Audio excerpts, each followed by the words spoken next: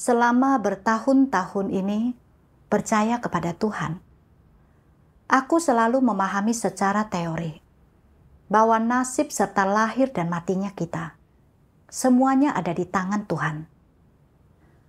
Tetapi aku tak memiliki pemahaman yang nyata akan Tuhan. Ketika Tuhan mengatur suatu keadaan yang tidak sesuai dengan gagasanku, ketika putraku tiba-tiba meninggal akibat kecelakaan motor, aku mengungkapkan keluhan, kesalahpahaman, dan kecenderungan untuk berargumen. Aku sepenuhnya disingkapkan. Saat itu, barulah aku menyadari tingkat pertumbuhanku yang sebenarnya. Selain itu, aku memperoleh pemahaman akan pandanganku yang keliru tentang memperoleh berkat melalui kepercayaan. Pada bulan Juli 2017, di daerah setempat, aku dan suamiku cukup terkenal sebagai orang percaya. Sehingga polisi beberapa kali datang ke rumah untuk menyelidiki kami. Kami terpaksa meninggalkan putra kami dan melaksanakan tugas jauh dari rumah. Belakangan, polisi terus bertanya tentang kami, sehingga aku dan suamiku tak pernah bisa pulang ke rumah selama 7 tahun terakhir. Terkadang, ketika mendengar anak-anak lain memanggil, "Ibu," tiba-tiba aku merasa sedih. Aku hanya berharap bahwa suatu hari nanti, aku bisa pulang ke rumah dan menemui putraku. Tetapi karena situasi kami tak berani pulang ke rumah dan hanya bisa mendapat kabar putra kami dari saudara-saudari di desaku. Setiap kali mendengar bahwa putraku sehat dan aman, aku bersyukur kepada Tuhan atas pemeliharaan serta pelindungannya. Dan aku dapat melaksanakan tugasku dengan pikiran yang tenang. Suatu siang, di bulan Agustus 2023, aku menerima sebuah pesan dari pengawasku yang memberitahuku bahwa putra Wangkai telah meninggal karena kecelakaan motor. Wangkai adalah suamiku. Mereka bilang putraku telah meninggal. Sepertinya itu tidak mungkin. Dan kupikir mungkin pengawas itu salah. Aku benar-benar tak percaya bahwa putraku telah meninggal.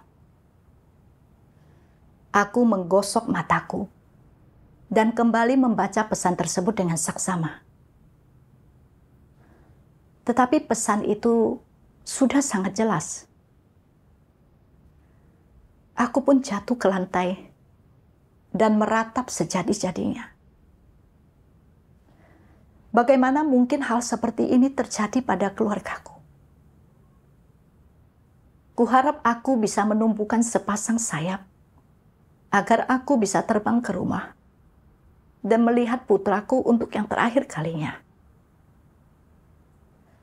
Tetapi aku dan suamiku sedang menjadi sasaran polisi dan tidak aman bagi kami untuk pulang ke rumah. Saat memikirkan bagaimana kami tak dapat pulang untuk melihat mendiang putra kami, dadaku terasa sakit bagaikan ditusuk. Aku mulai salah memahami Tuhan dan menyalahkannya. Ya Tuhan, mengapa Kau tidak melindungi putraku? Sejak beriman kepadamu, aku dan suamiku selalu melaksanakan tugas. Saat mengalami penganiayaan dan menjadi sasaran naga merah yang sangat besar, kami meninggalkan putra kami sendiri untuk melaksanakan tugas kami hingga saat ini. Apapun tugas yang telah diberikan gereja, kami tak pernah menolak. Putra kami baru berusia 30 tahun. Dia hanyalah pria muda. Aku harus mengubur putraku sendiri. Putraku adalah satu-satunya harapanku sebagai seorang ibu. Sekarang aku tak punya apa-apa. Dan bahkan tak sempat melihatnya sebelum dia meninggal. Akan lebih baik jika kami meninggal bersama. Dan aku dapat bersama dengannya di akhirat. Aku menyadari bahwa pemikiranku telah menyimpang. Bahwa aku menyalahkan Tuhan dan salah memahaminya. Jadi aku mulai cepat-cepat berdoa di dalam hati kepada Tuhan. Ya Tuhan, saat mendengar bahwa putraku telah meninggal karena kecelakaan motor, aku tak bisa langsung menerimanya. Tetapi seharusnya aku tak menyalahkanmu dan salah memahamimu. Ya Tuhan, tolong jagalah hatiku dan bantulah aku agar bisa menenangkan diri di hadapan-Mu. Berulang kali aku berdoa kepada Tuhan untuk meminta pertolongan. Dan perlahan-lahan aku mulai tenang. Namun, saat memikirkan bagaimana putraku meninggal, dan aku tak akan pernah bisa melihatnya lagi, aku masih merasa sangat menderita dan lemah. Aku berbaring di tempat tidurku, tak mau makan ataupun minum, dan tidak tidur semalaman. Aku membayangkan wajah putraku di benakku dan memanggil namanya dalam hatiku dengan penglihatan yang buram karena air mata. Selama beberapa hari berikutnya, aku hidup dengan kenangan menyakitkan tentang putraku dan tak ingin melakukan apa-apa. Aku tak punya motivasi untuk memeriksa pekerjaan penginjilan. Dan kemajuan pekerjaan pun terhambat. Aku tahu bahwa aku tak boleh terpuruk dalam keadaan seperti itu. Karena aku bertanggung jawab atas pekerjaan penginjilan. Putraku telah meninggal. Tetapi aku harus tetap menjalani hidup dan melaksanakan tugasku dengan baik. Aku menyeka air mataku dan berlutut di hadirat Tuhan untuk berdoa. Ya Tuhan, aku tak mau terus tertekan seperti ini. Tolong bimbing aku agar dapat memetik pelajaran dari situasi ini dan terbebas dari kesedihan ini. Setelah berdoa, aku membaca satu bagian firman Tuhan yang dikirimkan pemimpinku. Ada orang tua yang bodoh dan tidak bisa memahami kehidupan atau nasib, tidak mengakui kedaulatan Tuhan, dan cenderung melakukan hal-hal yang bodoh jika menyangkut anak-anak mereka. Sebagai contoh, setelah anak-anak menjadi mandiri, mereka mungkin menghadapi situasi khusus, kesukaran, atau peristiwa besar tertentu.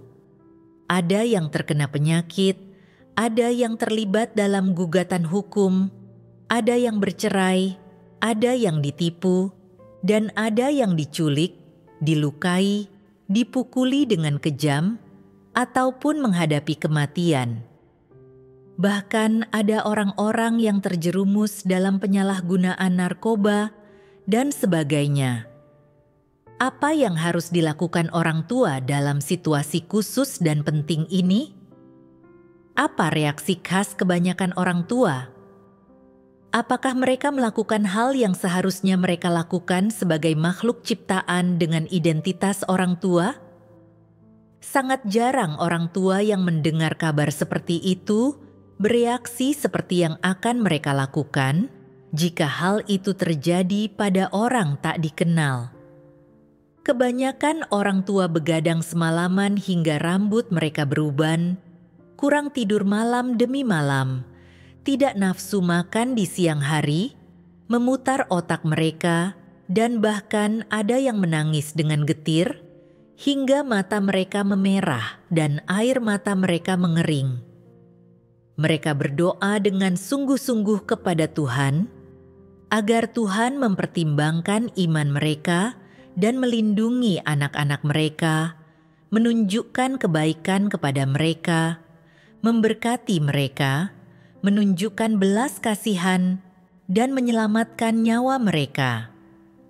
Sebagai orang tua yang berada dalam situasi seperti ini, kelemahan, kerentanan, dan perasaan manusiawi mereka terhadap anak-anak mereka semuanya tersingkap. Apalagi yang tersingkap? Pemberontakan mereka terhadap Tuhan. Mereka memohon kepada Tuhan dan berdoa kepadanya, memohon agar Dia melindungi anak-anak mereka dari malapetaka. Sekalipun terjadi bencana, orang tua berdoa agar anak-anak mereka tidak mati, agar mereka dapat terhindar dari bahaya, tidak dilukai oleh orang jahat, penyakit mereka tidak bertambah parah, tetapi akan sembuh, dan seterusnya. Apa sebenarnya yang mereka doakan? Dengan doa-doa ini, mereka sedang mengajukan tuntutan terhadap Tuhan dengan nada suara mengeluh. Di satu sisi, mereka sangat tidak puas dengan keadaan buruk anak-anak mereka, mengeluh bahwa Tuhan seharusnya tidak membiarkan hal seperti itu terjadi pada anak-anak mereka. Ketidakpuasan mereka bercampur dengan keluhan, dan mereka memohon agar Tuhan mengubah pikirannya, agar tidak bertindak seperti ini, agar Dia melepaskan anak-anak mereka dari bahaya, menjaga mereka tetap aman, menyembuhkan penyakit mereka, membantu mereka lolos dari gugatan hukum, menghindari bencana jika hal itu terjadi, dan seterusnya. Singkatnya, mereka memohon agar Tuhan membuat segalanya berjalan dengan lancar. Dengan berdoa seperti ini, di satu sisi mereka mengeluh kepada Tuhan, dan di sisi lain mereka mengajukan tuntutan terhadapnya. Bukankah ini merupakan perwujudan dari pemberontakan? Sebenarnya, mereka bermaksud berkata bahwa apa yang Tuhan lakukan tidaklah benar ataupun baik, bahwa Dia tidak seharusnya bertindak seperti ini. Karena ini adalah anak-anak mereka, dan mereka adalah orang percaya, mereka menganggap bahwa Tuhan tidak seharusnya membiarkan hal seperti itu terjadi pada anak-anak mereka. Anak-anak mereka berbeda dari anak-anak yang lain. Mereka seharusnya menerima berkat istimewa dari Tuhan. Karena iman mereka kepada Tuhan, Dia seharusnya memberkati anak-anak mereka, dan jika Dia tidak memberkati anak-anak mereka, mereka menjadi tertekan, mereka menangis, mengamuk, dan tidak mau lagi mengikuti Tuhan. Jika anak mereka meninggal, mereka merasa bahwa mereka juga tidak bisa melanjutkan hidup. Apakah itu perasaan yang ada dalam benak mereka? Bukankah ini suatu bentuk protes terhadap Tuhan? Ini adalah protes terhadap Tuhan. Firman Tuhan sepenuhnya mengungkapkan keadaanku saat ini. Ketika mendengar bahwa putraku meninggal karena kecelakaan motor, aku tidak makan ataupun minum, dan bahkan aku berdebat dengan Tuhan secara tidak masuk akal. Aku menentang, menyalahkan, serta salah memahami Tuhan Aku bertindak seperti ini karena memiliki suatu pandangan yang keliru dalam imanku. Aku dan suamiku telah meninggalkan keluarga kami, serta bekerja untuk melaksanakan tugas kami tanpa mengeluh sedikit pun tentang kesukarannya. Dan bahkan terus melaksanakan tugas kami di saat kami diejek oleh kerabat serta tetangga kami. Dan dikejar serta dianiaya oleh polisi. Kupikir, asalkan aku meninggalkan segala sesuatu, mengorbankan diri, dan menanggung lebih banyak penderitaan, serta membayar harga yang lebih mahal dalam tugasku, Tuhan pasti akan melindungi putraku dari penyakit dan kecelakaan, serta memungkinkannya hidup dengan sehat. Ketika mendengar bahwa putraku telah meninggal akibat kecelakaan motor, aku mulai berdebat dengan Tuhan dan menentangnya. Menggunakan apa yang telah kutinggalkan dan kukorbankan sebagai modal untuk berdebat dengannya. Serta menyalahkan Tuhan karena tidak melindungi putraku. Aku juga berpikir bahwa karena putraku sudah meninggal, tak ada gunanya bagiku untuk melanjutkan hidup. Dan lebih baik aku bersama dengan putraku di akhirat. Setelah merenungkan perilakuku, aku menyadari bahwa aku telah menentang Tuhan dan tidak puas dengan situasi yang telah Tuhan atur. Aku memberontak dan memprotes Tuhan. Ini berarti menentang Tuhan. Kematian putraku menyingkapkan tingkat pertumbuhanku yang sebenarnya. Aku menyadari dengan jelas bahwa aku sudah lama menerapkan iman, meninggalkan keluarga serta karirku, menanggung penderitaan dan membayar harga.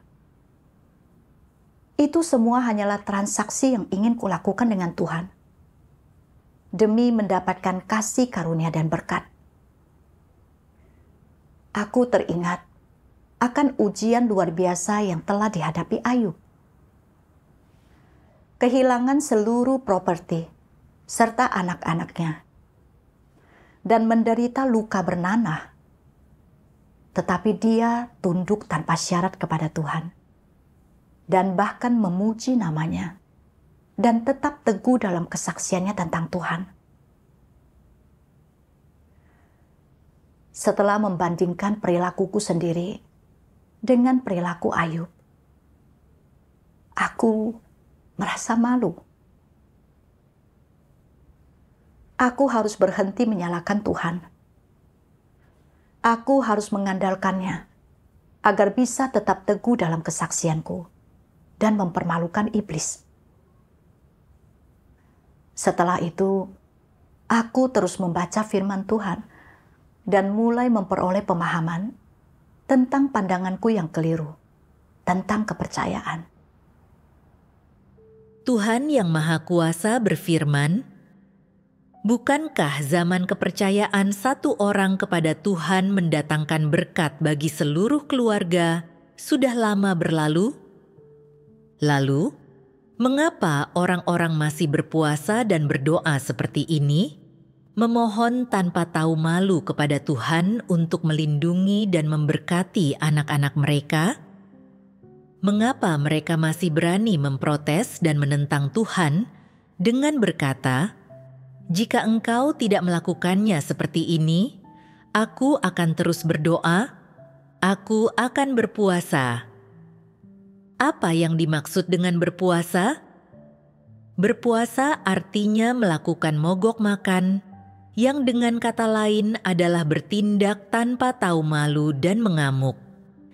Ketika orang bertindak tanpa tahu malu terhadap orang lain, mereka mungkin akan mengentak-entakkan kaki mereka dan berkata, "Oh, Anakku sudah tiada, aku tidak mau hidup lagi, aku tidak bisa melanjutkan hidup. Mereka tidak melakukan ini ketika mereka berada di hadapan Tuhan. Mereka berbicara dengan sangat sopan, berkata, "Tuhan, kumohon lindungilah anakku dan sembuhkanlah penyakitnya. Tuhan, Engkau adalah tabib ajaib yang menyelamatkan manusia. Engkau mampu melakukan segala hal. Kumohon jaga dan lindungilah mereka. Roh-Mu ada di mana-mana. Engkau benar. Engkau adalah Tuhan yang menunjukkan belas kasihan kepada manusia. Engkau memedulikan dan menyayangi mereka." Apa maksud semua ini? Tidak ada yang salah dengan apa yang mereka katakan. Hanya saja ini bukanlah saat yang tepat untuk mengatakan hal-hal seperti itu. Sebenarnya, maksud perkataan tersebut adalah, jika Tuhan tidak menyelamatkan anakmu dan melindunginya, jika Dia tidak mengabulkan keinginanmu, itu berarti bahwa Dia bukan Tuhan yang pengasih, Dia tidak memiliki kasih, Dia bukan Tuhan yang penuh belas kasihan, dan Dia bukanlah Tuhan. Bukankah benar demikian? Bukankah ini bertindak tanpa tahu malu? Apakah orang yang bertindak tanpa tahu malu menghormati Tuhan sebagai Tuhan yang agung? Apakah mereka memiliki hati yang takut akan Tuhan? Orang yang bertindak tanpa tahu malu adalah sama seperti para bajingan. Mereka tidak memiliki hati yang takut akan Tuhan. Hubungan manusia dengan Tuhan semata-mata demi kepentingan diri sendiri. Hubungan ini adalah hubungan antara penerima dan pemberi berkat.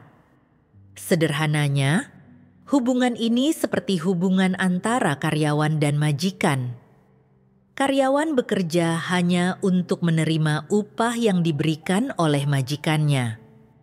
Dalam hubungan semacam ini, tidak ada kasih sayang, hanya ada transaksi. Tidak ada tindakan mencintai dan dicintai, hanya ada derma dan belas kasihan. Tidak ada pengertian, hanya ada kemarahan terpendam dan tipu daya. Tidak ada keintiman, hanya ada jurang yang tak bisa diseberangi. Setelah merenungkan firman Tuhan, aku memahami bahwa Tuhan berfirman, zaman kepercayaan satu orang kepada Tuhan mendatangkan berkat bagi seluruh keluarga telah lama berlalu. Namun, aku masih berpegang pada pandangan ini dalam kepercayaanku. Setelah merenungkan bahwa aku telah bertahun-tahun percaya kepada Tuhan, dari luarnya, aku tampak sudah meninggalkan keluarga dan karirku demi melaksanakan tugasku. Tetapi sebenarnya, aku hanya ingin mendapatkan kasih karunia dari Tuhan. Ketika mendengar bahwa putraku baik-baik saja, sehat dan aman, apapun tugas yang diberikan kepadaku, aku melaksanakannya dengan patuh. Saat mendengar kabar buruk tentang kematian putraku, aku mulai berargumen dengan Tuhan, serta menentangnya, dan tidak memiliki motivasi untuk melaksanakan tugasku. Aku bahkan terpikir untuk bunuh diri, agar bisa bersama putraku. Benakku dipenuhi dengan kesalahpahaman dan keluhan tentang Tuhan. Setelah membandingkan firman Tuhan dengan diriku sendiri, aku menyadari bahwa aku adalah orang tak tahu malu yang sedang mengamuk. Sudah bertahun-tahun aku percaya kepada Tuhan. Makan dan minum begitu banyak firman-Nya. Tetapi tak ada sedikit pun ketundukan ataupun rasa takut akan Dia di dalam hatiku. Aku hanya menghabiskan tahun-tahun itu dengan menanggung penderitaan dan mengorbankan diri demi memperoleh berkat. Aku hanya bertransaksi dengan Tuhan, dan aku sama sekali tidak melaksanakan tugasku untuk memuaskan Tuhan. Begitu aku tidak mendapatkan kasih karunia dan berkat Tuhan, aku mulai protes dan berargumen dengannya. Aku tak punya sedikit pun kemanusiaan ataupun nalar. Belakangan, aku membaca bagian lain yang membantuku lebih memahami mengapa kepercayaan satu orang kepada Tuhan mendatangkan berkat bagi seluruh keluarga adalah pandangan yang keliru.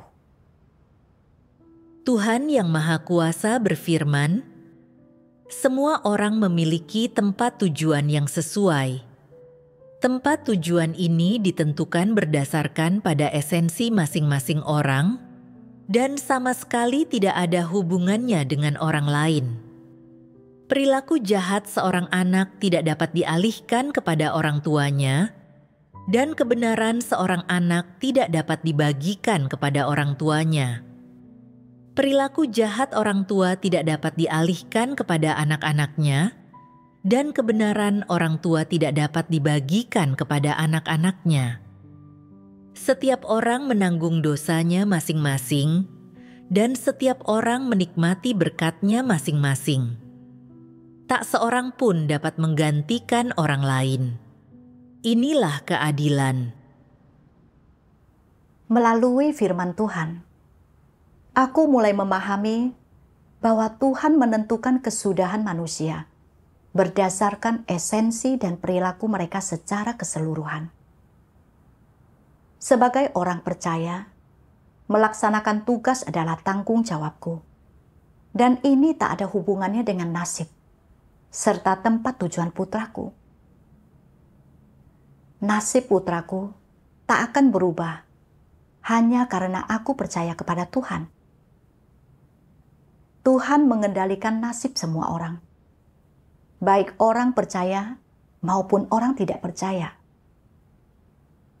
Pengaturan Tuhan selalu benar, sehingga aku harus tunduk padanya. Ini adalah hal yang sepatutnya dilakukan.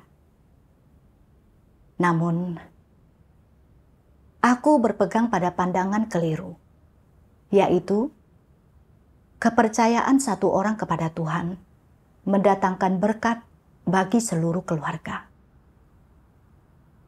Kupikir, karena aku telah meninggalkan segala sesuatunya, mengorbankan diri dan melaksanakan tugasku, Tuhan harus menjaga putraku. Pandangan ini berasal dari banyak gagasan serta imajinasiku sendiri, dan itu sama sekali tidak sesuai dengan kebenaran. Dengan makan dan minum firman Tuhan, aku memperoleh pemahaman mengenai pandanganku yang keliru tentang mendapatkan berkat melalui kepercayaan. Kupikir, akhirnya aku sudah bisa melepaskan kematian putraku. Tetapi, saat Tuhan mengatur situasi lain untukku, dan aku mendapati alasan kematian putraku, aku mulai mengeluh lagi. Pada tanggal 14 Agustus, aku bertemu dengan saudari iparku yang juga merupakan orang percaya. Dan dia memberitahuku bahwa pada saat kecelakaan, tampaknya putraku tidak terluka parah. Dia dibawa ke rumah sakit untuk melakukan ronsen. Dan kemudian dipulangkan untuk beristirahat di rumah. Sesampainya di rumah, dia mulai merasa sesak napas, sehingga dia kembali ke rumah sakit untuk memeriksakan diri. Tetapi bukan hanya tidak membaik, kondisinya justru memburuk. sehingga dia meminta untuk dipindahkan ke rumah sakit yang lain. Tetapi dokter yang bertugas menolaknya. Belakangan, setelah sesak napas yang dialami putraku terus memburuk, barulah dokter akhirnya setuju untuk memindahkannya. Tetapi dalam perjalanan ke rumah sakit, dia benar-benar berhenti bernapas. Hasil autopsi mengungkapkan bahwa ada satu tulang rusuk patah yang menancap ke paru-parunya dan telah menyebabkan infeksi.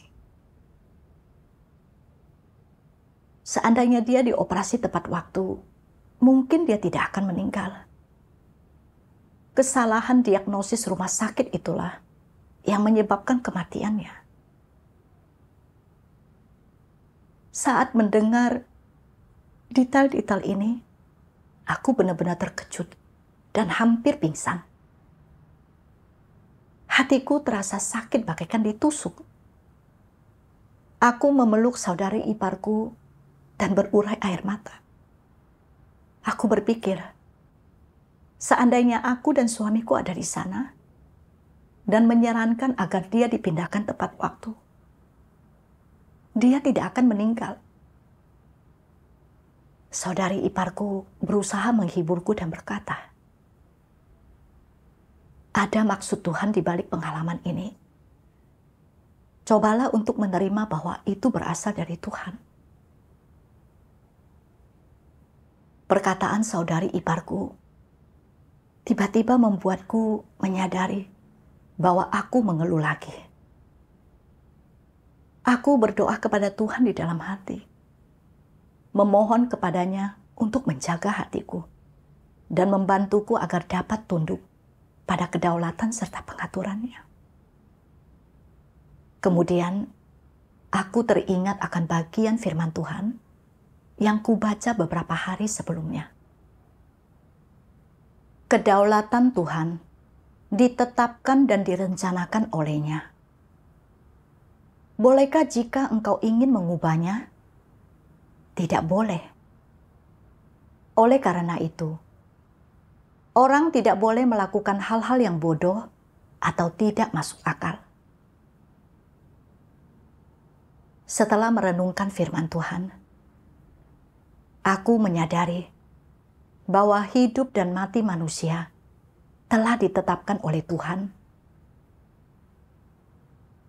Sekalipun waktu itu kami ada di rumah dan mendorong dokter untuk melakukan operasi lebih awal, jika waktunya telah tiba, dia tetap akan meninggal dan tak ada yang dapat kami lakukan.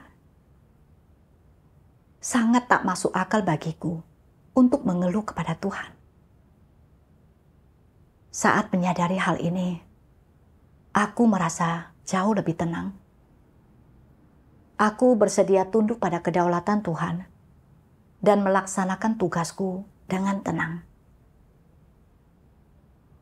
Belakangan, aku menemukan suatu bagian firman Tuhan dalam sebuah video yang memberiku pemahaman atas pandanganku yang keliru tentang mengejar berkat dalam iman seseorang. Tuhan yang Maha Kuasa berfirman, tidak ada hubungan antara tugas manusia dan apakah dia diberkati atau dikutuk.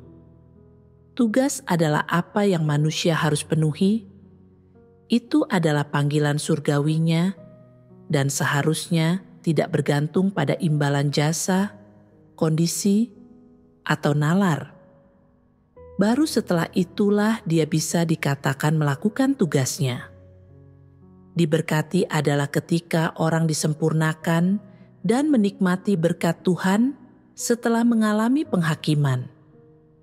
Dikutuk adalah ketika wataknya tidak berubah setelah mereka mengalami hajaran dan penghakiman. Itu adalah ketika mereka tidak mengalami proses disempurnakan, tetapi dihukum. Namun terlepas dari apakah mereka diberkati atau dikutuk, makhluk ciptaan harus memenuhi tugasnya. melakukan apa yang seharusnya dilakukan, dan melakukan apa yang mampu dilakukannya.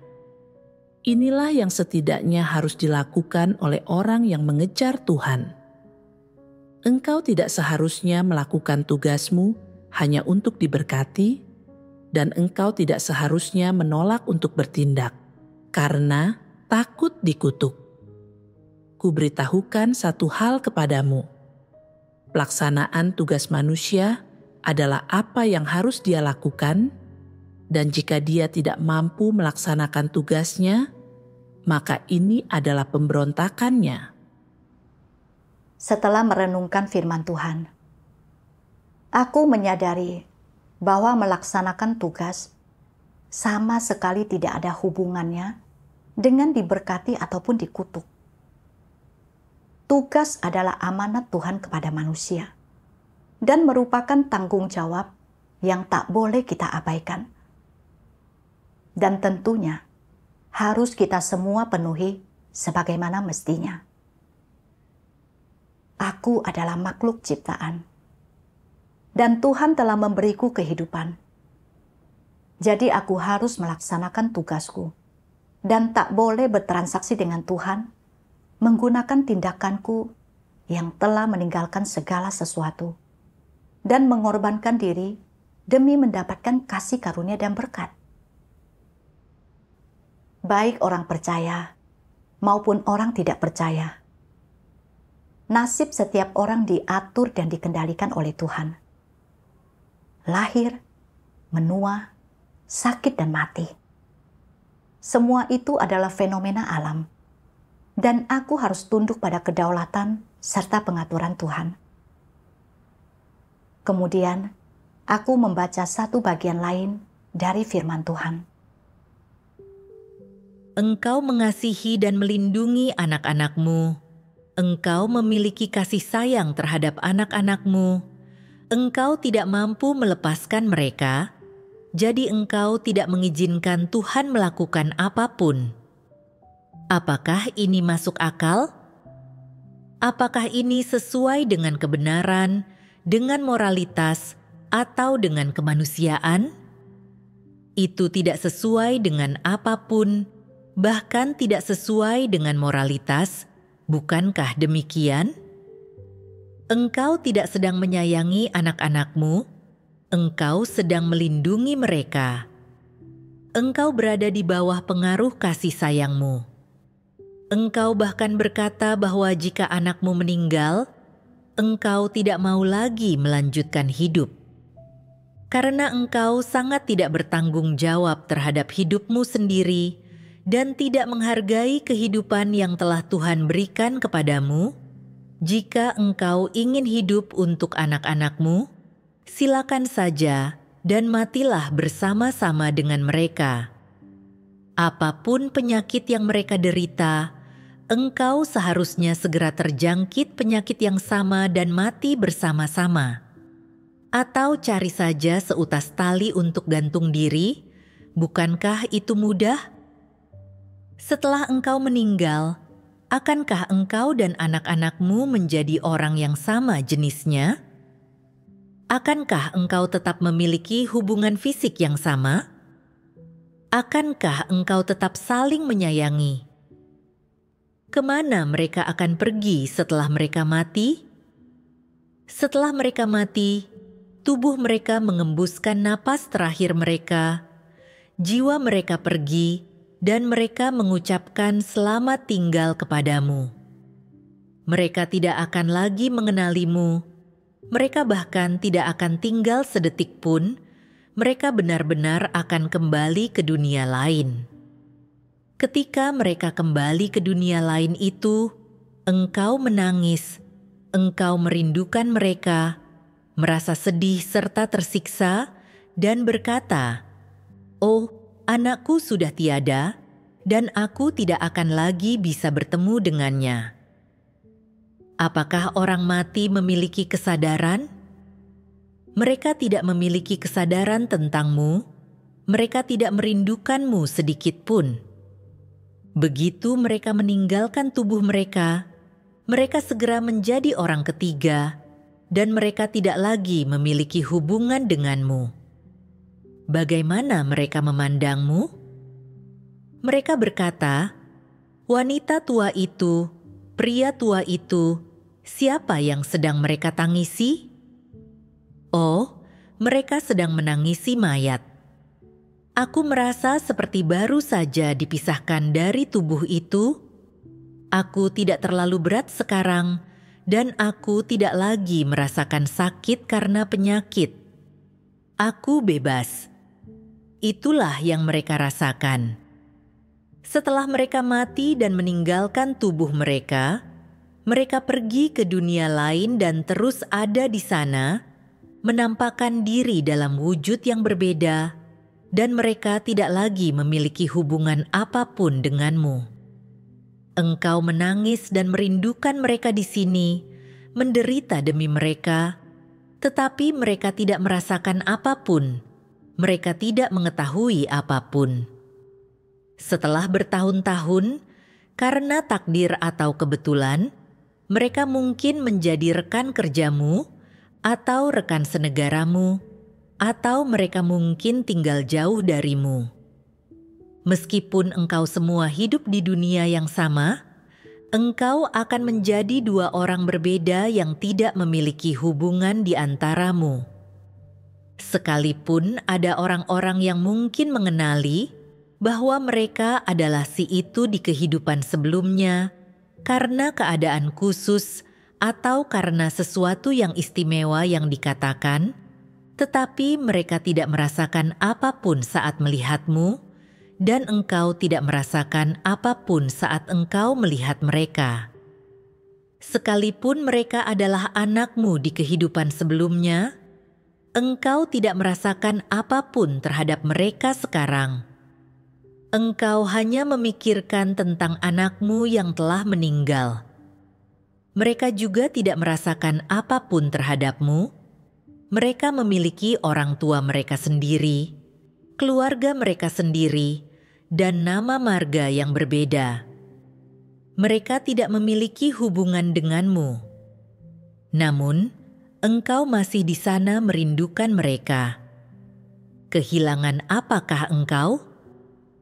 Engkau hanya kehilangan tubuh fisik dan nama yang pernah ada hubungannya denganmu melalui darah. Itu hanyalah sebuah gambaran, bayangan yang melekat dalam pemikiran atau benakmu.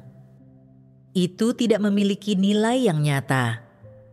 Mereka telah bereinkarnasi, berubah menjadi manusia atau makhluk hidup lainnya.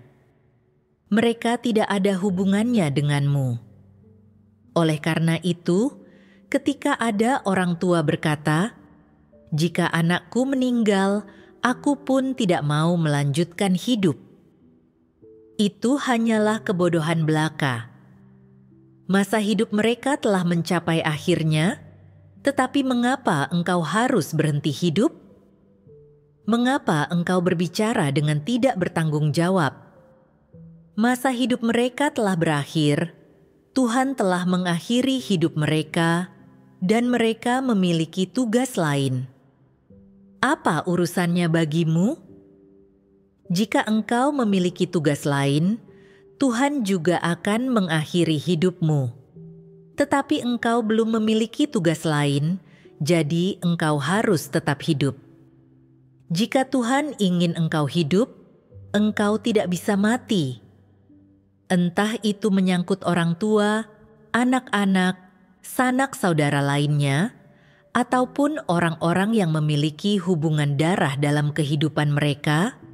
Jika menyangkut perasaan, orang seharusnya memiliki pandangan dan pengertian sebagai berikut mengenai perasaan yang ada di antara orang. Jika mereka memiliki hubungan darah, memenuhi tanggung jawab saja sudah cukup. Selain memenuhi tanggung jawab mereka, orang tidak memiliki kewajiban ataupun kemampuan untuk mengubah apapun.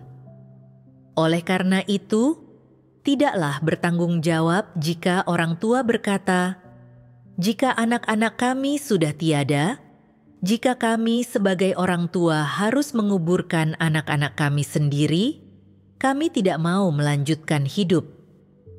Jika anak-anak benar-benar dikuburkan oleh orang tua mereka, itu hanya dapat dikatakan bahwa waktu mereka di dunia ini hanya sebentar dan mereka harus pergi.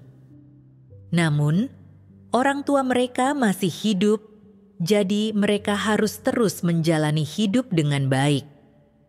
Tentu saja, berdasarkan kemanusiaan mereka, adalah wajar jika orang memikirkan anak-anak mereka, tetapi mereka tidak boleh membuang-buang waktu yang tersisa untuk merindukan anak-anak mereka yang telah meninggal.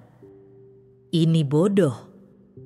Oleh karena itu, ketika menangani hal ini, di satu sisi, orang harus bertanggung jawab atas hidupnya sendiri, dan di sisi lain, mereka harus memahami sepenuhnya hubungan kekeluargaan.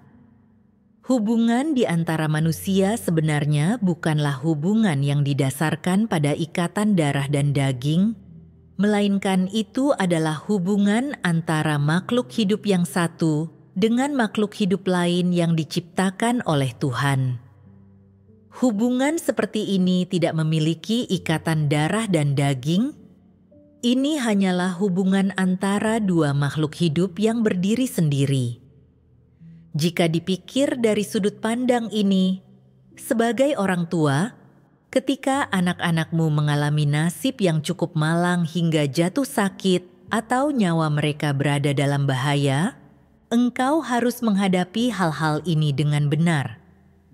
Engkau tidak boleh menyerahkan waktumu yang tersisa, tidak boleh melepaskan jalan yang harus kau tempuh, ataupun tanggung jawab dan kewajiban yang harus kau penuhi, karena kemalangan atau kematian anakmu. Engkau harus menghadapi hal ini dengan benar. Jika engkau memiliki pemikiran dan sudut pandang yang benar, serta mampu memahami hal-hal ini, engkau akan mampu dengan segera mengatasi keputusasaan, kesedihan, dan kerinduan. Namun, bagaimana jika engkau tidak mampu memahaminya? Maka hal itu mungkin akan menghantuimu seumur hidupmu hingga hari kematianmu. Aku merasa jauh lebih paham setelah membaca firman Tuhan. Saat putraku masih hidup, kami adalah ibu dan anak, serta memiliki hubungan darah. Setelah melahirkannya dan membesarkannya hingga dewasa, tanggung jawabku sudah selesai. Adapun nasibnya, kapan dia akan mati, bagaimana dia akan mati, dan seperti apa kesudahan serta tempat tujuannya, semua ini dikendalikan dan diatur oleh Tuhan. Waktunya sudah habis, dan Tuhan mengambil napas hidupnya. Begitu dia meninggal, jiwanya meninggalkan tubuhnya. Dan kemudian, aku sama sekali tak punya hubungan dengannya. Juga tidak lagi saling mengenal. Aku sudah percaya kepada Tuhan selama bertahun-tahun. Sudah membaca banyak firman-Nya dan melaksanakan banyak tugas. Tuhanlah yang telah menuntunku ke jalan hidup yang benar dan memberiku kesempatan untuk memperoleh kebenaran serta diselamatkan. Namun, saat dihadapkan dengan kematian putraku, aku malah ingin mati bersamanya dan melepaskan tugasku serta kesempatanku untuk diselamatkan. Aku menyadari bahwa aku tak memiliki hati nurani dan nalar sedikit pun. Aku tahu bahwa aku harus keluar dari duka atas kematian putraku, mengendalikan emosiku, dan menggunakan sisa waktuku untuk melaksanakan tugasku. Menyebarkan Injil Kerajaan Tuhan, serta membawa lebih banyak orang percaya yang sejati ke hadirat Tuhan. Belakangan, saat aku sesekali masih memikirkan putraku, aku berdoa kepada Tuhan dan menyanyikan lagu pujian firman Tuhan. Cara agar disempurnakan. Ketika hadapi penderitaan, kau harus mampu untuk tak pedulikan daging dan tak mengeluh pada Tuhan. Ketika Dia sembunyikan dirinya darimu, kau harus mampu miliki iman untuk ikut Dia. Jaga kasih-Mu padanya yang dari dulu, tanpa biarkan kasih itu berubah atau hilang. Apapun yang Tuhan lakukan, kau harus tunduk pada pengaturannya dan lebih memilih kutuki dagingmu sendiri daripada mengeluh padanya ketika dihadapkan pada ujian. Kau harus puaskan Tuhan meski kau mungkin menangis getir atau merasa enggan berpisah dengan objek yang kau kasihi. Hanya inilah kasih dan iman yang sejati.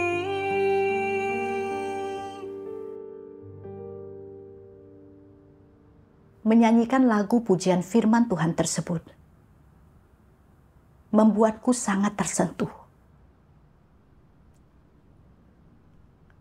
Maksud Tuhan adalah untuk memperkuat tekadku melalui ujian, agar aku dapat tunduk pada kedaulatan serta pengaturannya dan melaksanakan tugasku.